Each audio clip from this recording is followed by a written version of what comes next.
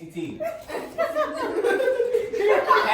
Patrick, come tell the guys about ATT. Okay, all you guys are 11th graders? Okay, see, we ain't gonna be doing no work. We get on our phones. Lies! So hi, you might be wondering how we got to this point. Well, to understand that, we need to go back a few years.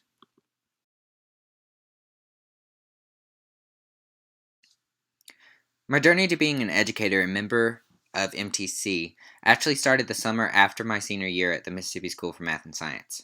For 5 years, I worked there, both as a counselor and later on as the assistant director for the summer camp. Heading into college, I had the ambition to be a doctor, but that was a little bit too much blood for me, and so I changed my decision. So, I graduated from Ole Miss with no plans for the future and headed back to the MSMS summer camp. I was talking to some of the teachers there, and they brought up the fact that I may be a good fit for MTC. Lauren and John Zarandona, Dr. Liv Morgan, and Dr. Jermaine McConnell all had been through the program, and 2 of them even recommended me for the application process. I was fortunate to get accepted, and then my journey really began. It was definitely not summer camp, but it was still exciting.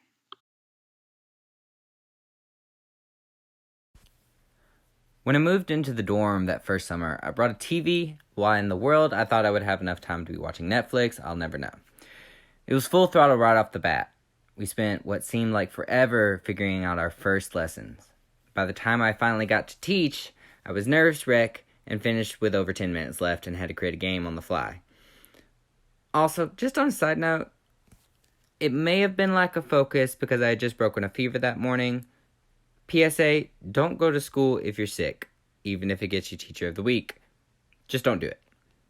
But after that, the rest of the summer was both easier and harder all at the same time. Shout out to my middle school math friends for helping me get through it all.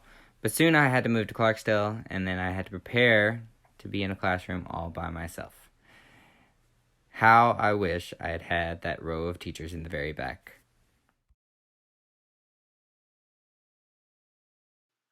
The first thing I had to get used to was being not in a classroom. I had to fix up the lab, and then I was all bright and shiny, getting ready for my first day of class.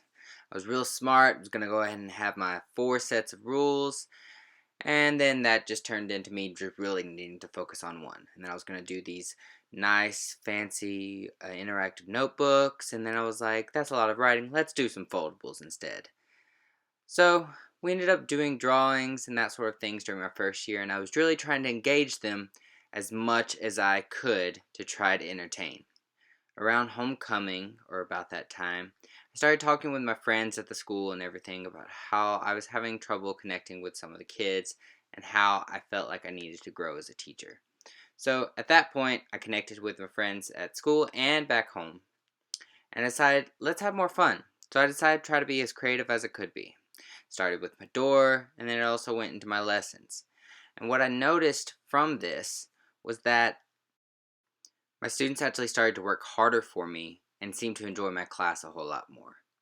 Before I even knew it, May was already there and my students were graduating.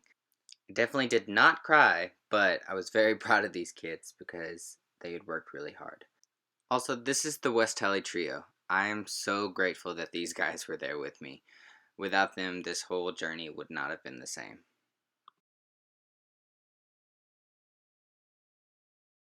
The start of the second summer, it was mostly just about having a lot of fun. I got to bond with some of my second years during my first year, and then I also felt so much more comfortable being in front of the class. I was able to command the situation and manage a classroom in a way where I was having fun being able to teach, which I feel like is the whole purpose of becoming a good teacher. If I found out that having fun in my classroom during my first year would work for me, I figured why not actually incorporate that into my summer classroom to try to actually be an example to the first years that were currently up. During this second summer, it was also a time to say goodbye to people who were very influential to me, both Dr. Mullins and Miss Rickert, who was at West Tally with me. It was also time to reconnect with old faces, and then also welcome in some new people, like my quote-unquote little Miss Dottie Reed. But, you can see it here. This is year 1 versus year 2. Obviously, we're having a lot better of a time. Only slightly bitter that I didn't win volleyball corps 2 years in a row.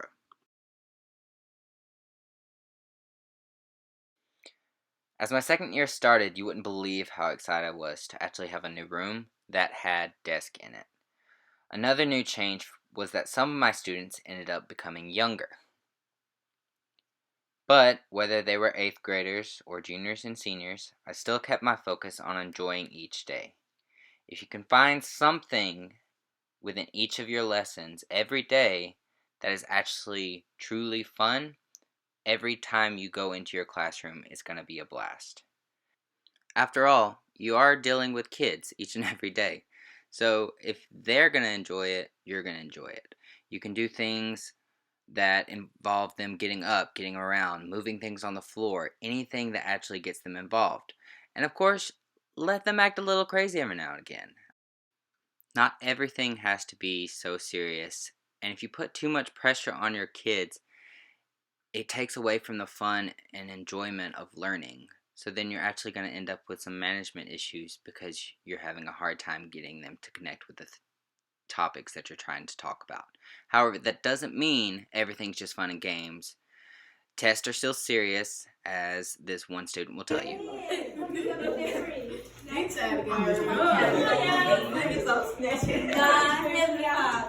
I need you to let us put some spirit up in these folks' heads on passing the test. Ain't this amen? Amen. With it being my second year, I felt the need to connect more since the stress of the first year was gone. Go to more games and get invested with the school spirit, even by taking my dog to help me out when I was having to take tickets. I was also able to become better friends with a lot of the veteran teachers. They were able to bring so much joy and make so many memories, from tornadoes to just being at a concession stand. They made it fun. Even a stapler became a major memory for me. I'm not thinking about the cheering. Ooh, Lord. Ooh, I did too far. I am so grateful to both MTC and West Tally. Both professionally and as a person, I've been able to grow, and I know that it's been for the better. Even though I might be leaving the classroom for a while, this experience has led me to what I know is now my passion, which is being able to educate students in a way that creates fun and creates an eagerness for learning. So, thank you to all. Make good choices, and I'll see y'all later.